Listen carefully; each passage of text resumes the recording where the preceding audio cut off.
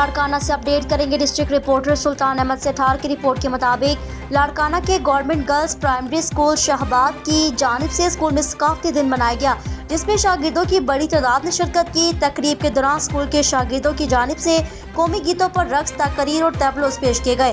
इस दौरान स्कूल के टीचर और शागिर्दों ने मीडिया से बातचीत की। इस वक्त हमारे नुमाइंदा सुल्तान अहमद वहां पर मौजूद है। जी सुल्तान, बताइएगा बच्चों के इस हवाले से क्या कहना है? मैडम, स्कूल की जानिब से आज जो कल्चर डे मनाया जा रहा है उस सवाल का क्या कहना है? बहुत खुशी हो रही है, बच्चों में जज्बा है, बच्चे मना रहे हैं तो सही देख कर रहे हैं, उसको बहुत मज़ा आ रहा है, हमें भी बहुत मज़ा आ रहा है। सब बच्चे हर साल में मनाते हैं, इसमें खुशी हो रही है। मैडम, बच्चों की जानिब से क्या टेबलों वगैरह भी यहाँ पर किए जाते हैं? हाँ, बच्चों को टेबलेट भी किया जाता है और जो भी बच्चे करते हैं उसको बहुत जी बाजी।